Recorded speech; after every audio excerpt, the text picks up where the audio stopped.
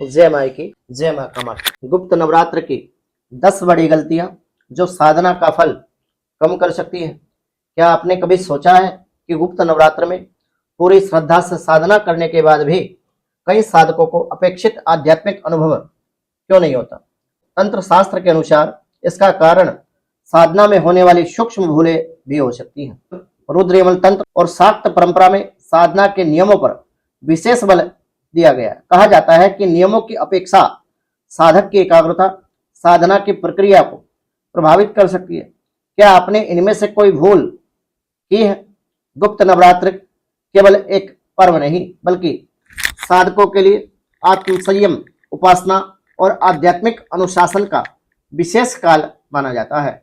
लेकिन यदि इन दिनों कुछ सामान्य गलतियां हो जाए तो साधना का उद्देश्य अधूरा रह सकता है। तंत्र परंपरा में यह माना जाता है कि साधना का वास्तविक बल केवल मंत्र में नहीं बल्कि साधक की शुद्धता, नियम, भाव में निहित होता है। आज मैं आचार्य प्रदीप ऐसी 10 महत्वपूर्ण भूलों की चर्चा आपको बताऊंगा जिनसे बचना उपयोगी माना जाता है। वीडियो के अंत में मैं एक ऐसा शास्त्रीय नियम भी आपको बताऊंगा जिसे अनेक परंपरागत आचार्य गुप्त नवरात्र साधना का आधार भी मानते हैं। इसलिए इस वीडियो को अंत तक अवश्य देखें। नमस्कार भक्तों, आप देख रहे हैं मां बगलामुखी भक्त ऑफिशियल।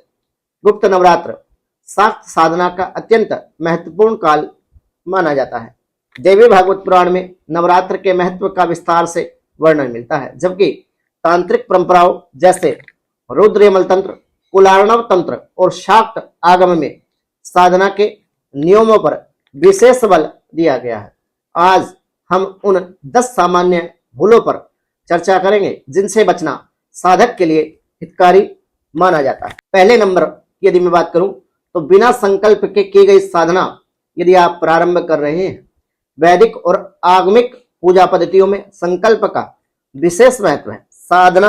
संकल्प साधना के उद्देश्य और मन की एकाग्रता को स्पष्ट करता है, बल्कि बिना संकल्प के साधना आरंभ करना परंपरागत दृष्टि से अपूर्ण साधना माना गया है। लेकिन यह तो केवल शुरुआत है। दूसरी गलती और भी गंभीर मानी जाती है। दूसरी गलती, नियमों का बार बार बदलना।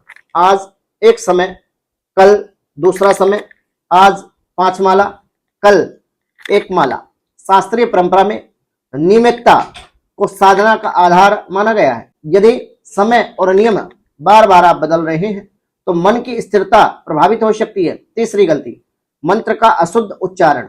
मंत्र उच्चारण के विषय में तांत्रिक ग्रंथों में सावधानी रखने का निर्देश भी मिलता है। यदि सही उच्चारण ज्ञात ना हो, मंत्र अशुद्ध हो, तो योग्य गुरु या प्रमाणिक परंपरा से सीखकर जप करना अधिक उचित माना गया है।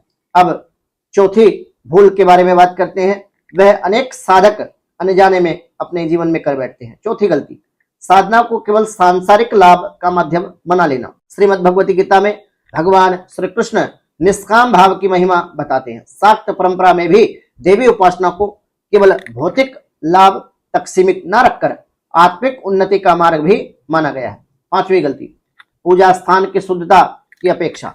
आगम और पूजा विधानों में स्थान, आसन, पूजा की सामग्री, शुद्धता और विशेष बल दिया गया है।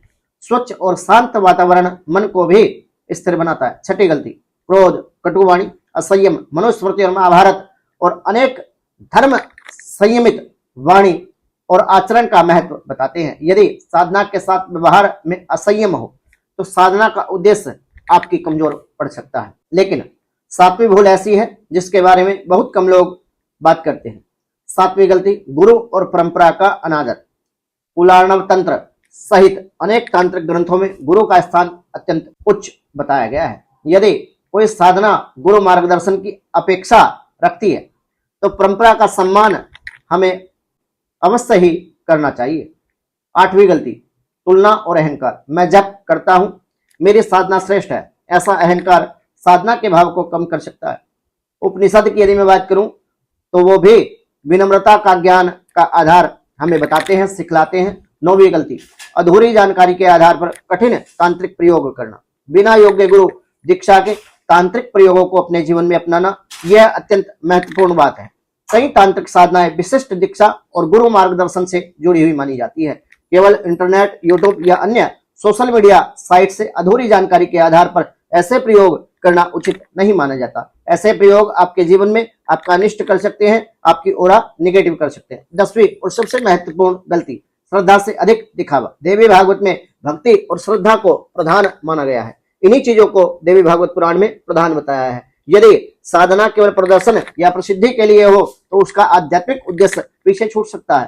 शास्त्रीय उपाय, जो मैंने आपको कहा था कि अंतिम में मैं आपको बताऊंगा। गुप्त नवरात्र में प्रतिदिन स्नान के बाद श्रद्धा से देवी का ध्यान करें, शुद्ध भाव से पूजा करें, अपनी परंपरा और गुरु परंपरा के अनुसार मंत्र जप करें। यदि संभव हो तो या देवी सर्वभूतेषु स्तोत्र या दुर्गा सप्तशती का पाठ करें। यदि किसी विशिष्ट तांत्रिक साधना का संकल्प हो तो योग्य गुरु के मार्गदर्शन में ही आपको आगे बढ़ना चाहिए। याद रखिए, गुप्त नवरात्र की वास्तविक उद्देश्य केवल अनुष्ठान नहीं बल्कि आत्मसंयम, श्रद्धा, अनुशासन और देवी के प्रति समर्पण है। जब भाव, नियम और विनम्रता ये सब चीजें एक साथ चलती हैं तभी साधना सार्थक बनती है। यदि आपको यह जानकारी उपयोगी लगी हो तो वीडियो को लाइक करें और अपने परिवार और साधक मित्रों के साथ शेयर अवश्य करें। ऐसे ही अन्य शास्त्रीय एवं शोध आधारित वीडियो के लिए आप हमारे YouTube चैनल को सब्सक्राइब अवश्य करें और कमेंट में अवश्य लिखें जय मां बगलामुखी, जय मां कामाख्या। आप सभी पर मां बगलामुखी पीताम्बरा की विशेष कृपा बनी रहे। जय मां।